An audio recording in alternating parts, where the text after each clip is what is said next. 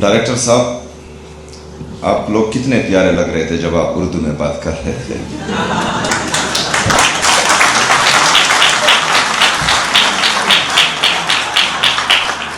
اچھا، اس میں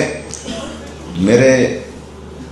اس بات کا مقصد ہرگز یہی نہیں ہے کہ میں کوئی تنگ نظری کر رہا ہوں، لیکن یہ اردو میں پریزنٹیشن دینا، تقریر دینا، ایک تو اردو ہماری قومی زبان ہے اور اس پر ہمیں فخر ہونا چاہیے. دوسری بات کہ جہاں پر میں کنوکیشن میں جاتا ہوں وہاں ہماری اسٹوڈنٹس کی فیملیز ہوتی ہیں، تو ان میں سے اکثر ایک تو خیبر پختونخوا بدقسمتی سے 78 سال سے عموماً اور خصوصاً 20 سال سے دہشت زدہ بھی ہے، یہاں پر دہشت گردی بھی ہے، یہاں پر باقی معاملات بھی خراب چل رہے ہوتے ہیں. تو ہمارے جو بڑے ہیں، جو ہمارے بزرگ ہیں، وہ اکثر جو ہے انگلش کو نہیں سمجھتے. تو جب کنوکیشن میں اہم باتیں ہوتی ہیں اور وہ انگلش میں ہوتی ہیں تو ہمارے وہ بزرگ، ہمارے وہ بڑے سمجھ نہیں پاتے. دوسرا، ہمارا جو گورنمنٹ سکولز، کالجز، یونیورسٹیز ہیں، ان میں اکثر ہمارے اسٹوڈنٹس کی انگلش اچھی نہیں ہوتی. تو یہ بالکل سٹینڈرڈ ہے ہی نہیں کہ مطلب جس کی انگلش اچھی ہو وہ قابل بھی ہوگا اور وہ کامیاب بھی ہوگا. انگلش سے یا کسی دوسری زبان سے کوئی بھی انسان جو ہے وہ کامیاب یا ناکامیاب نہیں ہوتا، یا قابل آپ اس کو نہیں کہہ سکتے. اس کے جو سکلز ہوتے ہیں، اس کی جو ایبیلٹیز ہوتی ہیں، اور عمران خان صاحب کہتے ہیں کہ جس کا جتنا بڑا خواب ہوتا ہے وہ اتنا جو ہے بڑا انسان بنتا ہے، قابل انسان بنتا ہے. تو یہ بات. دوسری بات، میں نے بہت تعریف سنی تھی اس انسٹیٹیوٹ کی، اور آج پہلی دفعہ میں یہاں آ رہا ہوں، اور یہاں آ کر مجھے خوشی اس بات پر ہے کہ یہ میرے لیڈر، میرے قائد جناب عمران خان صاحب کا ویژن تھا، اور مجھے خوشی ہوئی ہے کہ یہ بہترین انداز میں چل رہا ہے، اور جس طرح میرے لیڈر کا ویژن تھا الحمدللہ اس کے مطابق چل رہا ہے. ہمیشہ جو بھی ادارہ ہوتا ہے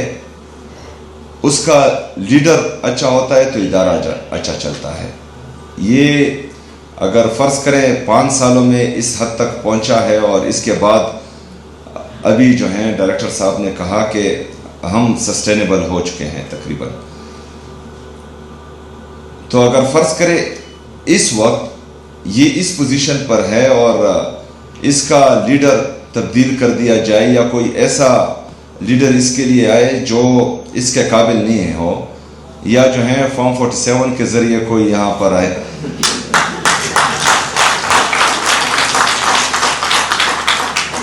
تو وہ ادارہ پھر خراب ہو جاتا ہے. ابھی پاکستان کی اگزامپل آپ دیکھیں کہ اچھا بلا چل رہا تھا. 2018 میں عوام نے عمران خان صاحب کو ووٹ دیا، ایک جمہوری حکومت بنی، جمہوری طریقے سے جو ہے میرا قائد، میرا لیڈر جناب عمران خان صاحب پاکستان کا وزیر اعظم بنا. پھر لندن پلان کے تحت بند کمروں میں فیصلہ کیا گیا کہ نہیں، اس کو چینج ہونا چاہیے. حالانکہ جب عمران خان صاحب کو ریجیم چینج آپریشن کے ذریعے اس کرسی سے اتارا جا رہا تھا تو ہماری پاکستان کی جی ڈی پی گروتھ وہ 6.1% تھی. آج آپ کی G D P growth, Pakistan کی جی ڈی پی گروتھ جو ہے 2.6 سے 3% کے درمیان اوپر نیچے ہو رہی ہے. ہمارا جو نوجوان طبقہ ہے، بے روزگاری اس حد تک آ چکی ہے کہ آج اگر اعلان کرے کہ پاکستان چھوڑنے کے لیے کون کون تیار ہے، اگر میں اس حال میں پوچھوں تو تقریباً آدھے سے زیادہ حال جو ہیں یہاں پر ہاتھ کھڑے کر دیں. اس کا مطلب یہ نہیں ہے کہ پاکستان سے لوگ نفرت کرتے ہیں، اس کا مطلب یہ ہے کہ یہاں پر روزگار کے مواقع نہیں ہے. اور نتیجہ کیا اس کا جو ہے بیک گراؤنڈ کیا ہے؟ بیک گراؤنڈ یہ ہے کہ بند کمروں کے فیصلے ہوتے ہیں، اور جن کا جو کام نہیں ہوتا وہی کرتے ہیں. تو اس سے جو ہے پھر ملک کو بھی نقصان ہوتا ہے اور اداروں کو بھی نقصان ہوتا ہے. آج یہاں پر جتنے بھی ہمارے خیبر پختونخوا کے اور خاص کر مرج اضلاع کے، جو ابھی اس وقت بہت سخت حالات میں ہیں، اور یہ حالات ہم پر بنائے گئے ہیں۔ بدقسمتی سے میں یہ بات ہر جگہ کرتا ہوں، اور یہ نوجوانوں، میری بہنوں اور بھائیوں کو پتہ ہونا چاہیے، یہ آپ کے ذہن میں ہونا چاہیے کہ ایک مائنڈ سیٹ ہے پاکستان میں جو نہیں چاہتا کہ پختون ترقی کرے، جو نہیں چاہتا کہ پختون لکھے پڑھے، کیونکہ اس مائنڈ سیٹ نے ہمارے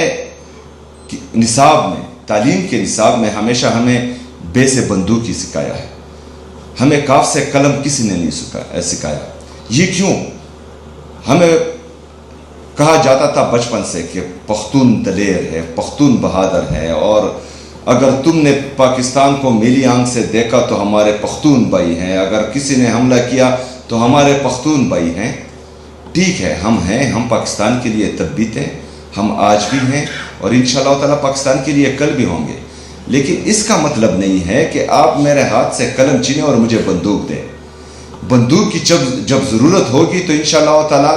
اپنی فوج سے پہلے ہم اپنا وہ بندوق اٹھائیں گے اور دشمن کا مقابلہ کریں گے،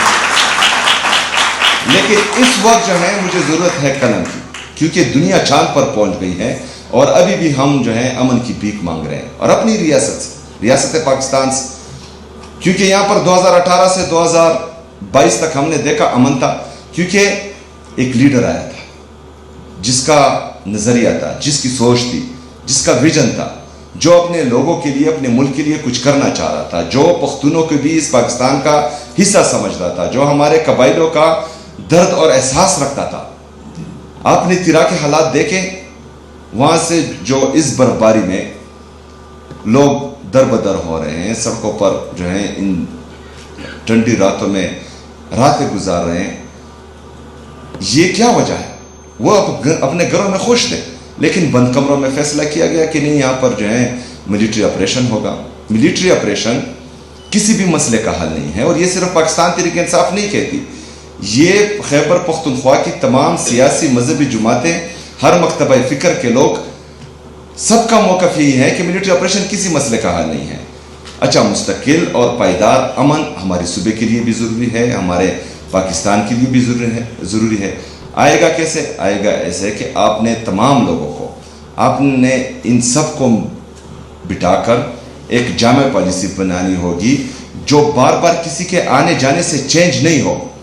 یہ ساری باتیں میں آپ کو کر رہا ہوں تو بعد میں آتا ہوں کہ کیوں کر رہا ہوں، لیکن یہاں مسئلہ کیا ہے؟ یہاں مسئلہ یہ ہے کہ کچھ لوگ بند کمروں میں بیٹھتے ہیں اور کہتے ہیں کہ ہم عقل کل ہیں۔ وہ تو عقل کل ویسے بھی نہیں ہیں،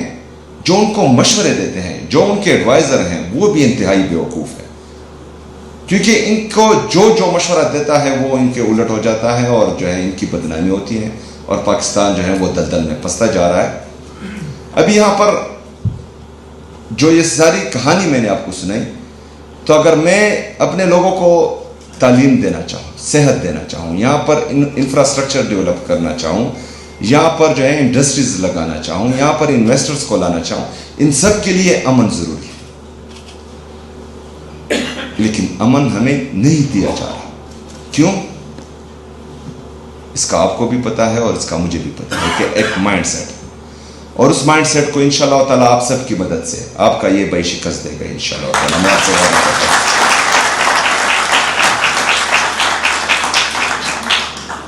ڈائریکٹر صاحب، تمام جتنی بھی ہماری پاک آسٹریا کی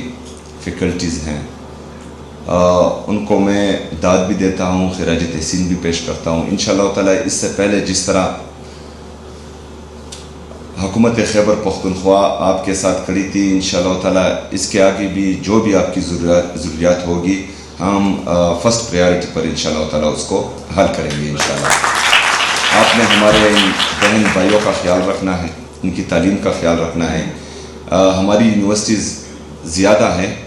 لیکن بدقسمتی سے ہم آؤٹ ڈیٹڈ کورسز جو ہیں ابھی تک وہاں پڑھا رہے تھے، تو اس کا نتیجہ یہ ہوتا ہے جو تقریباً پورے پاکستان میں ہے کہ ہم بے روزگاروں کی فوج پروڈیوس کر رہے ہیں ان یونیورسٹی سے۔